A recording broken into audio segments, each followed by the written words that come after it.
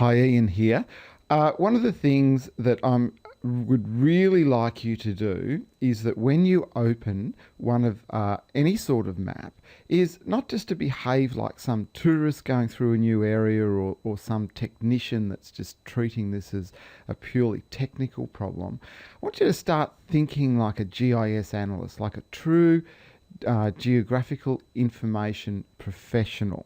Okay, so I want you to think about, what some of these shapes in the map might sort of suggest, what some of the problems that might emerge from by looking at the shapes of an area. So what we're going to do is we're going to open this cadastral map. Now, cadastre, we go to this this button here to add vector layer, okay, and we go browse.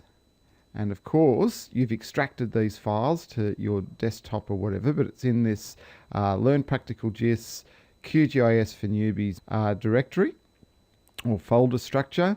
And we open this file called cadastre. Now, cadastre is a map of property ownership or land ownership or parcels, properties, whole bunch of sort of terms like that. And it might contain rating information, but they're basically, you'll hear me go on and on and on about the scale of a map relates to the scale of its collection rather than the scale of its display. Okay, now that's a very, very important point when you're dealing with GIS maps. However, there's exceptions to this, and one of the exceptions, not always, but quite often, are cadastral maps. Because they're maps of legal property boundaries, they tend to be surveyed in by professional surveyors. Now, this is not going to be the case everywhere.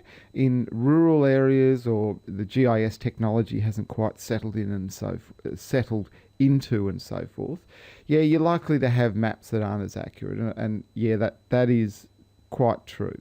But where you have an established urban environment, more often than not, the GIS maps there are surveyed GIS maps. So they relate to legal property boundaries. Okay, so that over, what I want to talk about is I want to talk about some of the shapes that we see in here. Okay, so this is an area of around about 100 square kilometres. I haven't actually measured it, but it's about 13 kilometres by around 10 at its extremes. So that would say, it's around, let's say, 40 square miles. Okay, so the first thing I see here, I see some very densely developed areas, right? Some urban areas. I see some less urban areas. Okay, so you've got some very small blocks, right? And you've got some perhaps rural residential blocks because you can see the outlines in here. And you've got some rural areas here. Okay.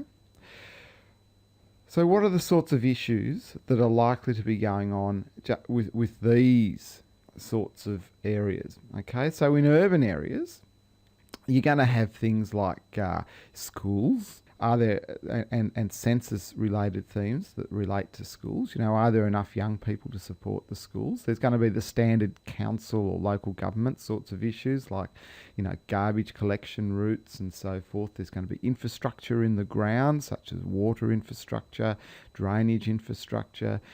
Where is this telecommunications infrastructure? A whole bunch of issues like that. How does local government rate these properties? Who owns the property?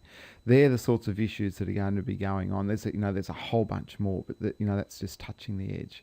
So when we get into here, into these rural residential areas, what are the transport sort of problems or issues that are going on, or what are the provision of services? How are services provided? Services, once again, such as schools and so forth, garbage services. Because the blocks are bigger, they're less intense development, and there'll be a whole bunch of sort of issues like that going on. And of course,